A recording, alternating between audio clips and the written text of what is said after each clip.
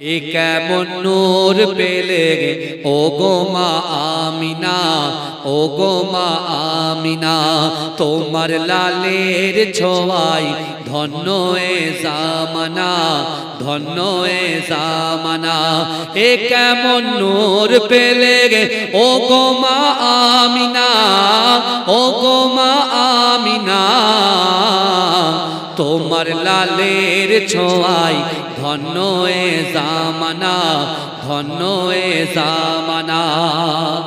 খোদার ওই কাবা দুলে দুলে কয় মারহাবা, দুলে কয় মারহাবা, বলে আজ এলো ধরায় এ যে কাবার কাবা, এ যে কাবার কাবা।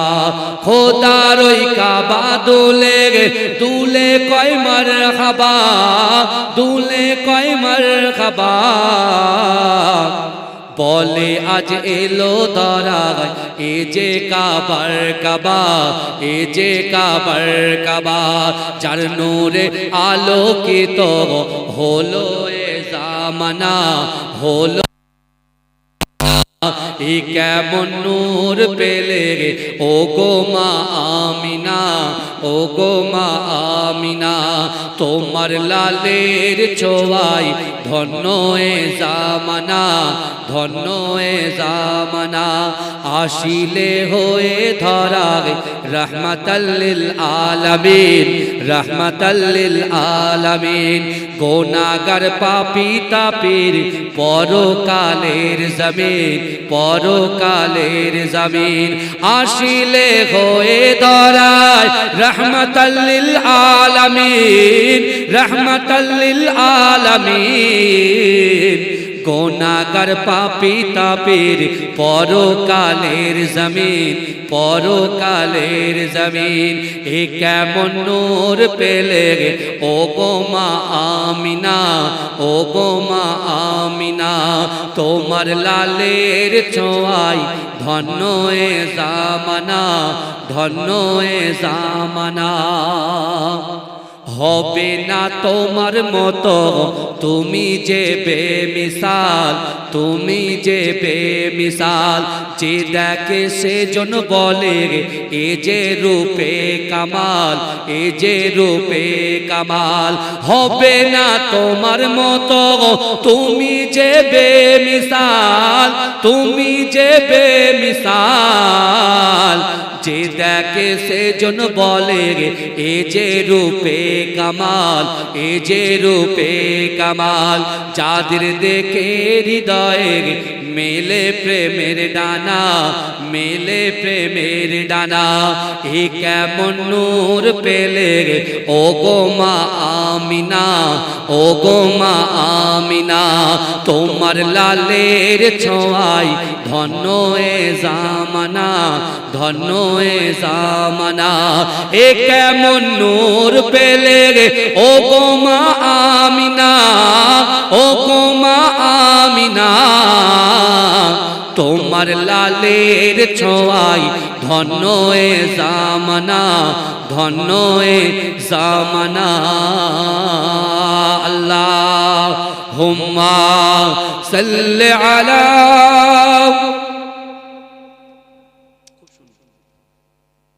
মোহাব্বতে জোরে জোরে পড়ে।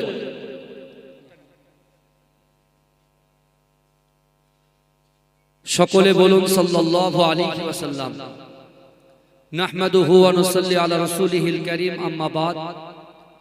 উপস্থিত আমার সম্মুখে বসে থাকা দিনদার ঈমানদার আল্লাহওয়ালা নেককার আমার মুরব্বি বাপেরা, আমার চাচা জানেরা, আমার প্রাণ প্রিয় যুবক ভাইয়েরা, পদ্মার অঞ্চলে আবেদা জাহেদা আমার আম্মা জানো বোনেরা, সম্মানিত এই গ্রামের যোগ্য ইমাম সাহেব, মুয়াজ্জিন সাহেব, উলামায়ে হযরতগণ, বিশেষ করে আমার কমিটি সাহেবান ভাইরা, আল্লাহ পাক রব্বুল আলামিনের দরবারে লাখো কোটি শুকরিয়া জ্ঞাপন করি যে আল্লাহ পাক রব্বুল আলামিন আজিকার দিনেতে শুভ সময়ে আমাদের মতো গুনাহগার, খাতাকার, সিয়াকার, নাচিস বান্দা বান্দিগুলোকে কিছু সময় এই জান্নাতের বাগানে কোরআন, হাদিস, ইজমা, কিয়াসের কিছু কথা শোনার এবং বসার তৌফিক এনায়েত করে দিয়েছেন। সকলে উচ্চ আওয়াজে বলুন আলহামদুলিল্লাহ। তারপর পরেই শান্তির দূত, সাম্যবাদের সদাচারী, ইমামুল হুদা, নুরুল আলা নূর, নূরে মুজাসসাম, সরকার দো আলম, মুফাখখারে মওজুদা, ইমামুল আম্বিয়া, খাতামান নবিয়িন, আকায়ে মাওলা, হাবিবে লবিবে তবীর, জনাবে মুহাম্মদ মুস্তাফা, সকলে বলুন সাল্লাল্লাহু আলাইহি ওয়াসাল্লামের রওজা মুবারাকে, মাজার মুবারাকে কোটি কোটি দরুদ ও সালাম। সকলে বলুন সাল্লাল্লাহু আলাইহি ওয়াসাল্লাম। আজকে আমরা সকলে জানি আকায়ে মাওলা মুহাম্মদ মুস্তাফা, হাবিবে লবিবে তবীর, যিনি আজকে রজনীতে যে মুস্তাফা জানে রহমতকে আল্লাহ পাক নিজেই আমার রাসূলুল্লাহকে তানার কাছে ডেকেছিলেন। জোরে বলুন না সুবহানাল্লাহ। কিন্তু আমার ভাইজানেরা, আজকে যে রজনীটা, এই রজনীতে বহু আশ্চর্য ঘটনা যেটা ঘটেছে, নিশ্চয়ই আমি আপনাদের সম্মুখে আলোচনা করব। কিন্তু আমার ভাইরা, সর্বপ্রথমে আমি বলি, এমনিতে আমি দুটো করে জলসা করি না, কিন্তু আজকে আমার আর একটা জায়গায় আছে। আর তার উপরে বড় কথা, এই বছরে আমার প্রচুর জলসা এমনি ক্যান্সেল হয়ে গেছে। আগামী 24 তারিখ, যেহেতু আমি বিয়লো, বুঝতে পেরেছেন না, আমার 24 তারিখ 28 তারিখ দুদিন হিয়ারিং আছে আমাদের গ্রামে। আমার পাটে প্রায় 350 উপরে লোকের নোটিশ ধরিয়ে দেওয়া হয়েছে। আমি সেই কাজগুলো করছিলাম। আমি যদি আমার কমিটি ভাইদেরকে বলতাম যে ভাই হবে না, কিছু করার ছিল না, সত্যি তাই। তারপরেও যেহেতু শাসন এলাকা মানে মাঝরাটি হুজুর পীর কেবলা রহমাতুল্লাহ আলাইহির মহাব্বতের মানুষ আপনারা, কথা ঠিক না ভুল? এমন কোন বাড়ি নেই যে আমার আব্বা জানে কে হায়দার আলী হুজুর এবং আমার দাদা ভাই মাহমুদ বক্তি রহমাতুল্লাহ আলাইহি আপনাদের এই এলাকায় আসেনি। প্রত্যেক বাড়িতে বাড়িতে আলহামদুলিল্লাহ এখানে দৈনন্দিন তারা খিদমত করেছেন। তাদের অযোগ্য আওলাদ হিসাবে আমি আপনাদের এই গ্রামে জীবনের প্রথম এসেছি, আমার জীবনের প্রথম। যদি বলেন হুজুর আপনি তো এখানে থাকেন, অবশ্যই থাকি, আমি মাঝরাটিতেও থাকি, এখানেও থাকি, কিন্তু এখানে আমার থাকা হয় না। আমার প্রত্যেক দিন আপনাদের দোয়ার বরকতে একটা করে জলসা থাকে, সেখানে আমি চলে যাই। দিনের বেলা আমি মাদ্রাসায় থাকি। আজকে আপনাদের গ্রামের যুবক ছেলেরা অক্লান্ত পরিশ্রম করে বিগত 15-20 দিন ধরে তারা এই কর্মযজ্ঞ চালিয়েছে আল্লাহর রাসূলের মহব্বতের উপরে ভিত্তি করে, তাই তো নাকি? আপনারা বলুন তো, আজকে যে 4-5 ঘন্টা এখানে একটু আলোচনা হবে এই পিস অফ প্যারাডাইস, জান্নাতের বাগানের ভিতরে, এখানে বসলে কি গুনাহ হবে না সওয়াব হবে? কথা বলে, সওয়াব হবে না গুনাহ হবে? সওয়াব হবে। তাহলে সওয়াবের লক্ষ্যে আল্লাহর ভয়, রাসূলুল্লাহর মহব্বতে আমাদেরকে এখানে বসতে হবে। সদাচার মানুষ বলে, কমিটি ভাইরাও বলে, বা এলাকার লোক বলে, ওই 8টা-10টা কি জলসা হবে, কিচ্ছু হবে, শুধু হুজুর একা একা বক বক করবে। কিন্তু না, আমি এই কথাগুলোকে বিশ্বাস করি না। কারণ কি জানেন, আল্লাহ যাকে হেদায়েত দেয় সে হেদায়েত প্রাপ্ত হয়। কিন্তু আল্লাহ কোরআনে বলছেন, ইন্নাল্লাহা লা ইগাইয়িরু মা বিকওমিন হাত্তা ইগাইয়িরু মা বিআনফুসিহিম। আল্লাহ বলছে, যে জাত, যে কওম নিজে পরিবর্তন হবার চেষ্টা করে না, আমি আল্লাহ ওই জাতি, ওই কওমকে কখনো যেন পরিবর্তন ঘটাই না। আজকে জলসা করছে, আখিরি মোনাজাতে টুক করে ঢুকবো তা নয়। আপনাকে তৈরি করতে হবে, নিয়ত করতে হবে, তৈরি হতে হবে যে না, বিগত 365 দিনে এক বছর পরে 4টে ঘন্টা একটু জান্নাতের বাগানে একদিন বসবো। বসবো কটা থেকে? ফজর থেকে এশা পর্যন্ত নয়, এশার পর থেকে। কথা ঠিক না ভুল? কথা বলে, এশার পর থেকে বসবো। এখন আপনারা যদি না আসেন, এত লক্ষ লক্ষ টাকা খরচা করে কত সুন্দর প্যান্ডেল করেছেন, গেট করেছেন, তা আমরা তো সবাই জানি মসজিদের খোরাক হচ্ছে মুসল্লি, মাদ্রাসার খোরাক হচ্ছে তালিবুল ইলম, আর এই জায়গার খোরাক কে বলেন? শ্রোতা। কিন্তু বাবাজি বিশ্বাস করেন, এখন কথা হলো, আমরা যারা এই জান্নাতের বাগানে এসে বসে গেছি, আমি আপনাদের পীরের আওলাদ রাকিবুল আজিজ বলে যাই, আজকে দিনে যে ক ঘন্টা আমরা বসবো, যেহেতু আমার উপর একটা কমপ্লেন আছে যে আমি লেট করে এসেছি, আমি 9টা 15 আমি এখান থেকে এখন বাজে, বুঝতে পারছেন, আমি 11টা 15 পর্যন্ত থাকবো। বুঝতে পেরেছেন? তাহলে 11টা 15-র মধ্যে ইনশাআল্লাহ যদি আপনারা বসতে পারেন, আমি আপনাদের মায়েদের, বোনেদের, ভাইদেরকে বলি, আপনি নিয়ত করে এসে জান্নাতের বাগানে বসবেন। আর এখান থেকে আমরা নিয়ত করব, এখান থেকে বসে আমরা নিয়ত করব যে আমরা নিজেরাও বাঁচবো আর কবরওয়ালাদেরকে বাঁচাবো। বলুন ইনশাআল্লাহ। এটা ইনশাআল্লাহ বলেন। তাকবীর দেন, নারে তাকবীর। আর জোরে দেন নারে তাকবীর। মাসলাকে মুজাদ্দিদ জামান বলুন জিন্দাবাদ। মাসলাকে মুজাদ্দিদ জামান বলুন জিন্দাবাদ। নারে তাকবীর। মাজরাই পীরডাঙ্গা দরবার শরীফ বলুন জিন্দাবাদ। শাসন গ্রামবাসী বৃন্দ বলুন জিন্দাবাদ। নারে তাকবীর। আমার ভাইরা, তাই আমি আপনাদেরকে যে কথা বলছিলাম যে আমরা নিজেরাই বাঁচবো আর কবরবাসীকে বাঁচাবো। কারণ অনেকে বলে ভাই কবর জিয়ারত বেদাত, বলে মানুষ মরে গেল তো সব হয়ে গেল। আল্লাহর রাসূল কিন্তু আজকে দিনেতে আল্লাহর সঙ্গে সাক্ষাতে গিয়েছিলেন। সুবহানাল্লাযী আসরা বিআবদিহি লাইলাম মিনাল মাসজিদিল হারাম ইলাল মাসজিদিল আকসা। আল্লাহর ঘর কাবা শরীফ থেকে, আল্লাহর ঘর কাবা শরীফ থেকে বাইতুল মুকাদ্দাস, বাইতুল মুকাদ্দাস থেকে সপ্তম আসমান ভেদ করে যে একটা আসমান থেকে আরেকটা আসমান যেতে 500 বছর সময় লাগে। আল্লাহর সঙ্গে সাক্ষাৎ করলেন, জান্নাত দেখলেন, জাহান্নাম দেখলেন। সেই বিশ্বনবী মেরাজে যাওয়ার আগে যারা বলছে কবর জিয়ারত বেদাত, আমি তাদেরকে বলি আল্লাহর রাসূল কি করছেন দেখেন। আমার দয়াল নবী রাসূল সাল্লাল্লাহু আলাইহি ওয়াসাল্লাম তিনি যখন সর্বপ্রথমে মক্কা শরীফে, হারাম শরীফে আল্লাহর রাসূল যখন কোরআন তেলাওয়াত করে, আল্লাহর রাসূলের কোরআন শুনে সাহাবারা একে একে আল্লাহর রাসূলের প্রতি মুগ্ধ হয়ে, তার ব্যবহারে, তার আচার আচরণে মুগ্ধ হয়ে সকলে কি করছেন? আল্লাহর রাসূলের হাত দিয়ে কালেমা পড়ে মুসলমান হয়ে যাচ্ছেন। জোরে বলুন না সুবহানাল্লাহ। এই জোরে বলবেন না সুবহানাল্লাহ। যখন একে একে কালেমা পড়ে মুসলমান হচ্ছেন মক্কার জমিনে, মক্কার সবথেকে টপ র‍্যাঙ্কের নেতা আবু জেহেল, আবু লাহাব, উতবা, মুগীরা, খালিদ, আবু সুফিয়ান, এরা সকলে চিন্তা করছে এ কেমন ব্যাপার যে মানুষগুলো আমার দলে ছিল, আর যেদিন থেকে আব্দুল্লাহর বেটা মুহাম্মদুর রাসূলুল্লাহ কোরআন তেলাওয়াত করতে শুরু করেছেন, সেদিন থেকে মানুষগুলো কেটে কেটে আব্দুল্লাহর বেটা এতিম ছেলে মুহাম্মদ মুস্তাফা সাল্লাল্লাহু আলাইহি ওয়াসাল্লামের কাছে গিয়ে তার হাতে হাত দিয়ে কলেমা পড়ে মুসলমান হয়ে যাচ্ছে। এটা কিন্তু মক্কার কাফেররা ভালোভাবে মেনে নিতে পারেননি। তাই তারা কি করেছে? আল্লাহর রাসূলকে মারার জন্য প্ল্যান করেছে, আল্লাহর রাসূলের সাহাবাদেরকে মারার জন্য প্ল্যান করেছে।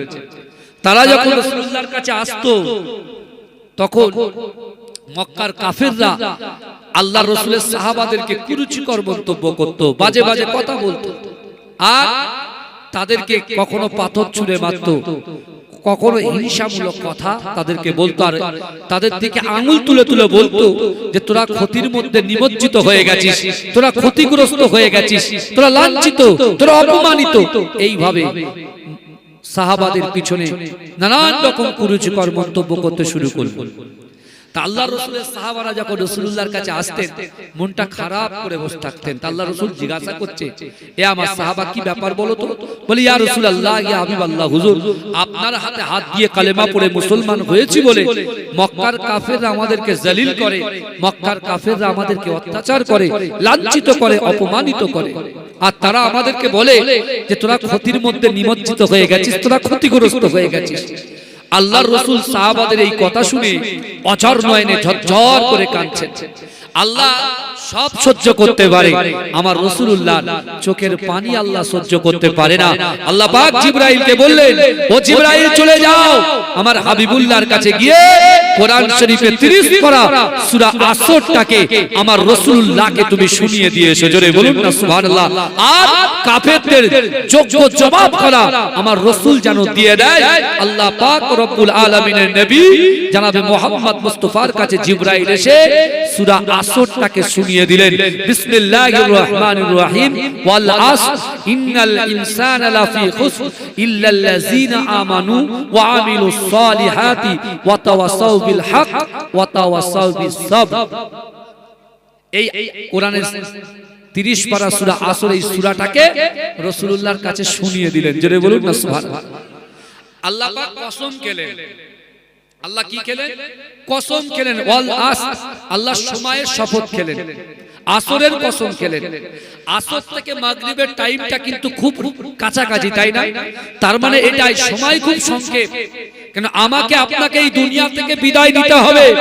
যতই বড় বড় কথা বলি, যতই আমরা নিজেকে বড় বলে মনে করি, যতই আমার ভিতরে আত্ম অহংকার অহমিকা আছে, আপনি ধনী হতে পারেন, অর্থ সম্পত্তির মালিক হতে পারেন, কিন্তু বুকে হাত দিয়ে বলেন আমার আপনার এই দুনিয়াতে আসার সিরিয়াল আছে, যাবার কি কোনো সিরিয়াল আছে? কথা বলেন, যাবার কোনো সিরিয়াল নাই।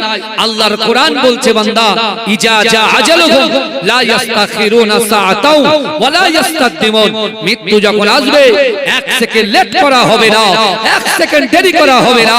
এ যুবকেরা ভালো করে বোঝার চেষ্টা করে, ওই কবরে আমরা যারা যাব, ওই কবরে দুটো জিনিস যাবে, আমার আপনার দুটো জিনিস যাবে। এক হচ্ছে ঈমান আর দ্বিতীয় হচ্ছে আমল। জোরে বলুন না সুবহানাল্লাহ। আল্লাহ রাসূলের সাহাবাদেরকে এখন দেখবেন নকলে লেখা আছে, নকল হইতে সব।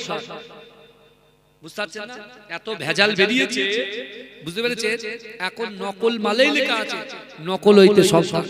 কাফেররা যারা রাসূলুল্লাহর হাতে হাত দিয়ে কালেমা পড়ে মুসলমান হয়েছেন, ঈমানদার হয়েছেন, তাকওয়া পরহেজগার হয়েছেন, তারা যখন রাস্তা দিয়ে হেঁটে হেঁটে মুস্তাফা জানে রহমত আকা মাওলার কাছে এসে বসছেন, কাফেররা দাঁড়িয়ে দাঁড়িয়ে তাদেরকে তাচ্ছিল্য করছেন। আল্লাহ পাক সূরা আসর পাঠিয়ে দিয়ে আল্লাহ বলছেন ওয়াল আস, আল্লাহ সময়ের শপথ খেলেন, আসরের শপথ খেলেন। ইন্নাল ইনসানা লাফি খুসর, নিশ্চয় মানুষ ক্ষতিগ্রস্ত। আল্লাহ কি বলছে দেখেন, আল্লাহ কসম। বাবাজি বসেন, বাবাজি বসেন, মানে আমার পাশে চলে আসেন, বসে, দাঁড়িয়ে থাকতে, বসে থাকে। আল্লাহ প্রথমে কসম খেলেন, কসম খাওয়ার পরে আল্লাহ বলছেন নিশ্চয় মানুষ ক্ষতিগ্রস্ত, নিশ্চয় মানুষ ক্ষতিগ্রস্ত, ক্ষতির মধ্যে নিমজ্জিত। কাফেররা কি বলছিল? তোরা ক্ষতির মধ্যে নিমজ্জিত হয়ে গেছিস। আল্লাহ বলছে, কসম খেয়ে বলছে নিশ্চয় মানুষ ক্ষতিগ্রস্ত। তারপরে বলছেন ইল্লা নেহি, তারা নয়, তারা ক্ষতিগ্রস্ত নয়।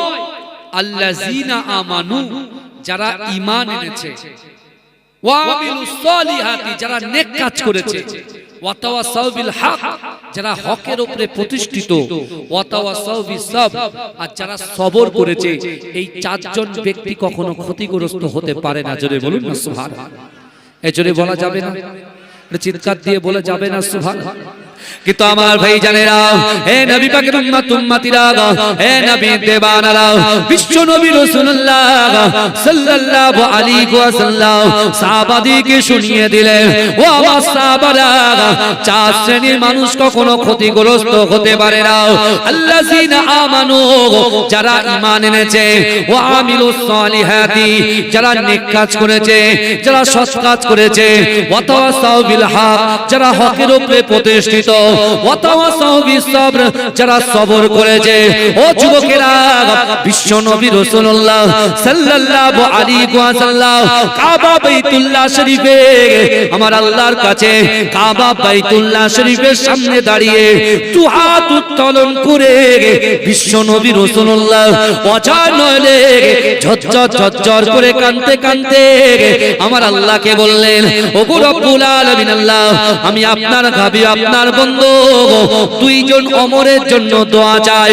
ওগো রব্বুল আলামিন আল্লাহ, এই কোরআনটাকে বন্টন করার জন্য, দিন প্রচার করার জন্য, ইসলামটাকে মানুষের ঘরে ঘরে পৌঁছে দেওয়ার জন্য মক্কার জমিনে দুইজন বড় নেতা, দুইজন মহাবীর, দুইজন বড় নেতাকে, ওগো রব্বুল আলামিন আল্লাহ পাক, আমি রাসূলুল্লাহ আপনার কাছে দোয়া চাই, দুইজন ওমরের ভিতর থেকে যে কোনো একজনকে ইসলামের ভিতরে আপনি প্রবেশ করিয়ে দেন।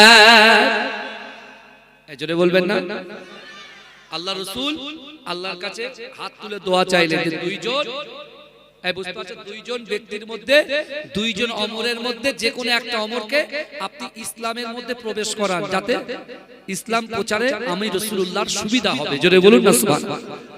মক্কা এই এক একটা গ্রামে এক একটা পাওয়ারফুল লোক থাকে জানেন তো, বাইসেপ টাইসেপ চেস্ট বিশাল পাওয়ারফুল, বুঝতে পারছেন না, বিশাল বড় নেতা।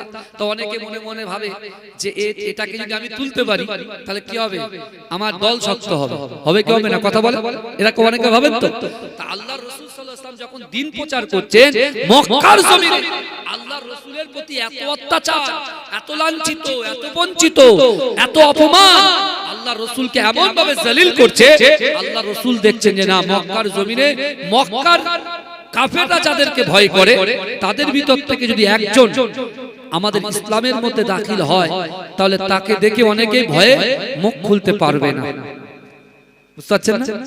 তা আল্লাহর রাসূল দুইজন ওমরের জন্য দোয়া করলেন। একটা ওমরের নাম কি বলেন তো? একটা ওমরের নাম আবু জেহেলের ভালো নাম হচ্ছে ওমর ইবনুল হিশাম। কি নাম বললাম? আবু জেহেলের ভালো নাম কি? ওমর ইবনুল হিশাম। আর একটা হচ্ছে খাত্তাবের বেটা ওমর, যিনি মুসলিম জাহানের দ্বিতীয় খলিফা আমিরুল মুমিনিন হযরত ওমর ফারুক রাদিয়াল্লাহু তাআলা আনহু। জোরে বলুন না সুবহানাল্লাহ। তা আল্লাহর রাসূল এই দুইজনের জন্য দোয়া করলেন। কিন্তু আমার বাবাজিরা, আমার রাসূলুল্লাহ জবান দিয়ে যে কথা বলে সে কথাটা আমার আল্লাহ পাক আসমানের উপরে কবুল করে নেন। জোরে বলুন না সুবহানাল্লাহ। আমার রাসূল যে হাত তুলেছে, আমার আল্লাহ আমার রাসূলের হাতকে ফেরাননি। হযরতে ওমর ইবনুল খাত্তাবের জন্য আমার রাসূল যে দুই ওমরের জন্য দোয়া চেয়েছিলেন, আল্লাহর রাসূলের দোয়া কবুল করেছিলেন ওমর ইবনুল খাত্তাবের জন্য। আল্লাহ আমার রাসূলুল্লাহ দোয়া কবুল করে ওমর ইবনুল খাত্তাবকে ইসলামের মধ্যে প্রবেশ করিয়ে দিলেন। জোরে বলেন, জোরে বলবেন না। আর আবু জেহেলের জন্য দ্বীনের দাওয়াতের জন্য আল্লাহ ছেড়ে দিলেন। কি বুঝলেন? একটা রাসূলুল্লাহ দোয়ার বরকতে ইসলাম গ্রহণ করেছে, আর একজনকে আল্লাহ কি করেছে, যে অনেক মানুষ বলে না হুজুর আমি জানি নামাজ আমাদের জন্য ফরজ, আপনি অন্য কিছু বলেন। ভালো করে বুঝুন, হুজুর আমি জানি পিতামাতাকে খিদমত করা ফরজ, এটা আমি জানি, হুজুর অন্য কিছু বলেন। হুজুর আমি জানি সুদ খাওয়া হারাম, ঘুষ খাওয়া হারাম, জিনা করা হারাম, পরকিয়া করা হারাম, গালাত গালাত পিকচার ভিডিও দেখা হারাম, হুজুর এটা আমি জানি, আপনি অন্য কথা বলেন। বুঝতে পারছেন না? এটা আমি জানি, অন্য কথা বলেন। এই কথাটা হচ্ছে আবু জেহেলের কথা। যদি বলেন কেন? রাসূল যখন কোরআন তেলাওয়াত করতেন, মক্কার এমন কোন বাড়ি, এমন কোন যুবক, এমন কোন নারী বাকি ছিল না, সকলে দলবদ্ধভাবে রাসূলুল্লাহর পাশে বসে বসে কোরআন শুনতো। জোরে বলে।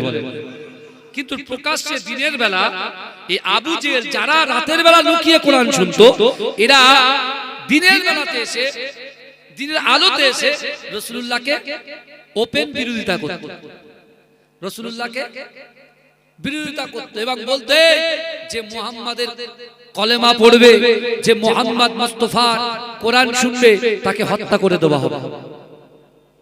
এই শুনছেন, আমরা তো দিন তো এমনি এমনি পেয়ে গেছি। মায়ের পেট থেকে দুনিয়াতে এসেছি, নাই চাচা, নাই আব্বু, নাই ভাই, নাই মামা, এক কানে আজানের ধ্বনি শুনিয়েছে আর এক কানে ইকামতের ধ্বনি শুনিয়েছে। কথা ঠিক না ভুল? কথা বলে। কিন্তু আল্লাহ কি বলছে? মানুষ ক্ষতিগ্রস্ত। ভালো করে বোঝেন, কারা ক্ষতিগ্রস্ত, কারা ক্ষতিগ্রস্ত আর কারা ক্ষতিগ্রস্ত নয়, আল্লাহ সেটা কোরআন শরীফের মধ্যে ক্লিয়ার করে দিয়েছে। সূরা আসর ভিতরে চারটে বিষয় আল্লাহ পাক তার বান্দাকে স্পষ্ট করে দিয়েছেন যে যারা ঈমান এনেছেন তারা ক্ষতিগ্রস্ত নয়, যারা সৎ কাজ করেছেন তারা ক্ষতিগ্রস্ত নয়, যারা হক কথাটা বলে সবার সামনে, পিছনে না, যা বলে সামনা সামনে, ফাটুক আর চতুক। কি ভাইজান, কথা ঠিক না ভুল? কথা বলে। আর যারা সবর করেছে, তাহলে এই চারটের বিপরীত যে করবে সে ক্ষতিগ্রস্ত হয়ে যাবে। আর এই চারটেকে যে এস্টাবলিশ করতে পারবে নিজের জিন্দেগি জীবনে, এই চারটে জিনিস ধরে যদি আমল করতে পারে, কাল কিয়ামতের মাঠে রাসূলুল্লাহ শাফাত তার জন্য ওয়াজিব হয়ে যাবে। জোরে বলেন না সুবহানাল্লাহ। জোরে বলা যাবে না? তা বিশ্বনবী রাসূলুল্লাহ আম্মা জান আয়েশা সিদ্দিকা রাদিয়াল্লাহু তাআলা আনহা ঘর থেকে রাতের বেলা গোপনে গোপনে বার হয়ে যাচ্ছে। কে যাচ্ছেন? আমার রাসূলুল্লাহ যাচ্ছেন। যখন আমার দয়ার নবী গোপনে গোপনে বার হয়ে যাচ্ছেন, পিছন থেকে আম্মাজান আয়েশা সিদ্দিকা রাদিয়াল্লাহু তাআলা আনহা আমার রাসূলুল্লাহ হাতটা ধরলেন, ধরে বলছেন, ইয়া রাসূলুল্লাহ আপনি যাচ্ছেন কোথায়? আল্লাহ রাসূল বলছে, ও আয়েশা কেন, কি হয়েছে? বলছি, ইয়া রাসূলুল্লাহ আপনি কি আমার উপরে রাগ করেছেন? আপনি কি আমার উপরে গুসা করেছেন? আমি বিগত দিনে লক্ষ্য করছি যে আপনি গোপনে গোপনে আমার ঘর থেকে কোথায় বেরিয়ে যান। আল্লাহর রাসূল এই কথা শুনে রাসূলুল্লাহর চোখটা ছলছল হয়ে গেল পানিতে। আমার রাসূলুল্লাহর চোখ দিয়ে টপ টপ করে পানি পড়ছে। আর আয়েশাকে বলছেন, ও আয়েশা গো, তুমি তো আমার স্ত্রী, আমি তোমার উপরে খুশি, তোমার উপরে রাজি, কিন্তু না, দ্বীনের জন্য আল্লাহ পাক ওমা আরসালনাকা ইল্লা রাহমাতাল লিল আলামিন করে আল্লাহ পাক এই পৃথিবীর জমিনে আমি রাসূলুল্লাহকে পাঠিয়েছে। ও আমার আয়েশা তুমি শোনো, আমি দুইজন ওমরের জন্য দোয়া চেয়েছিলাম, আল্লাহ ওমর ইবনুল খাত্তাবের জন্য কবুল করে নিয়েছে, কিন্তু এখনো আবু জেহেল সে দিনের বেলা মানুষের কাছে প্রকাশ্য ইসলামের শত্রুতা করে, কোরআনের শত্রুতা করে, আমার সাহাবাদেরকে শত্রুতা করে। আমি রাসূলুল্লাহ রাতের অন্ধকারে ওই আবু জেহেলকে দ্বীনের পথে অর্থাৎ ইহদিনাস সিরাতাল মুস্তাকিমের পথে পরিচালিত করার জন্য আমি তার বাড়িতে গোপনে গোপনে আমি দ্বীনের দাওয়াত দিতে যাই। জোরে বলুন না সুবহানাল্লাহ। চিন্তা করে আমার রাসূলুল্লাহ নম্রতা দেখেন, ভদ্রতা দেখেন, হৃদ্যতা দেখেন, মহামানব দেখেন, আমার রাসূলুল্লাহর চরিত্র দেখেন। আল্লাহ রাসূল চান না তার উম্মত জাহান্নামে যায়। আল্লাহ রাসূল কখনো চান আমার ভাইজানেরা, হে নবী পাকের উম্মত উম্মতিরা, হে নবী দেবানারা, কাল কিয়ামতের মাঠেতে, কাল হাসরের মাঠেতে বিশ্ব নবী রাসূলুল্লাহ সাল্লাল্লাহু আলাইহি ওয়াসাল্লাম উম্মতের জন্য ঝরঝর ঝরঝর ঝরঝর করে কাঁদবে। ও যুবকেরা, আমার রাসূলুল্লাহ সিজদা থেকে মাথা তুলবে না, কিন্তু না না না, হযরতে জিবরাইল আলাইহিস সালাতু ওয়াস সালাম ওই কিয়ামতের ময়দানে আল্লাহর রাসূল যখন সিজদারত অবস্থায় ঝরঝর ঝরঝর করে কাঁদবে, জিবরাইল সহ্য করতে পারবে না। না না না, দুনিয়ার জমিনে 6666টা আয়াত, 114টা সূরা আমি জিবরাইল আল্লাহর রাসূলের কাছে ওহীর মাধ্যমে নিয়েছি। না না না, সেই বিশ্ব নবী রাসূলুল্লাহ এমন করে ঝরঝর করে কাঁদে, আমি জিবরাইল সহ্য করতে পারবো না। ও যুবকেরা, ও নবী পাকের উম্মত উম্মতিরা, ওই সময় জিবরাইল এসে আল্লাহর রাসূলকে বলে, ইয়া রাসূলুল্লাহ, হাবিবাল্লাহ, আপনি কাঁদবেন না, আপনার কান্না আমি জিবরাইল সহ্য করতে পারবো না। ও যুবকেরা, ও নবী পাকের উম্মত উম্মতিরা, জিবরাইল বলে, ইয়া রাসূলুল্লাহ, আপনি আমাকে হুকুম দেন, আপনি আমাকে হুকুম দেন, এই জাহান্নামের ভিতরে বিশেষ করে এই কিয়ামতের মাঠে আমি আপনাকে কি কোনো সাহায্য করতে পারি? আল্লাহ রাসূল বলছে, ও জিবরাইল, চলে যাও, চলে যাও, একটু ফুলসিরাতের কাছে যাও। না না না, ফুলসিরাতের পাশে আমার উম্মতের অবস্থাটা কেমন আছে আমি রাসূলুল্লাহকে একটু জানিয়ে দাও। না না না, মিজানের পাল্লার কাছে যাও, মিজানের পাল্লাতে আমার উম্মত উম্মতিরা কেমন অবস্থায় আছে আমি রাসূলুল্লাহকে একটু সংবাদ দাও। যাও যাও যাও, জাহান্নামের দরজার সামনে চলে যাও, ওই জাহান্নামের দরজার সামনে আমার উম্মত উম্মতিদের অবস্থাটা কি আছে একটু আমাকে সংবাদ দাও। ও যুবকেরা, জিবরাইল চলে যাবে। জিবরাইল অনেকক্ষণ পরে আল্লাহর রাসূলের কাছে হাজির হয়ে বলবে, ইয়া রাসূলুল্লাহ, হাবিবাল্লাহ, না না না, ইয়া রাসূলুল্লাহ, হাবিবাল্লাহ, আমি জামজামের কাছে গেলাম। ইয়া রাসূলুল্লাহ, ইয়া হাবিবাল্লাহ, আমি ফুলসিরাতের কাছে গেলাম। ফুলসিরাতের কাছে গিয়ে দেখলাম সেখানে আপনি হাজির আছেন।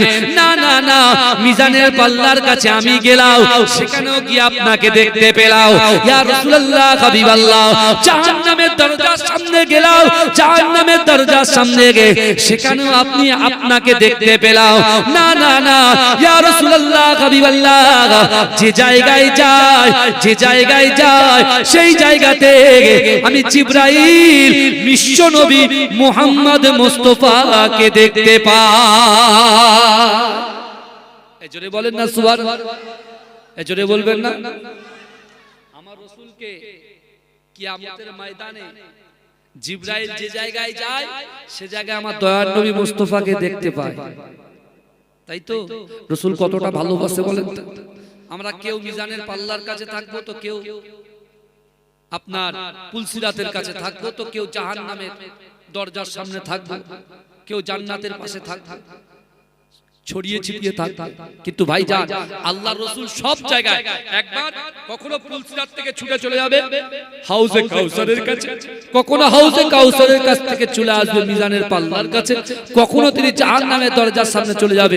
কোন জায়গায় আমার রাসূলুল্লাহ দাঁড়াবে না। ওই দিন আল্লাহ পাক কোন পয়গম্বরের কথা শুনবে না, একমাত্র হাবিবে নবীবে নবী জনাবে মুহাম্মদ মুস্তাফা সাল্লাল্লাহু আলাইহি ওয়াসাল্লামের কথা আমার আল্লাহ পাক গ্যারান্টেড করবে। জোরে বলুন না সুবহান। এই জোরে বলা যাবে।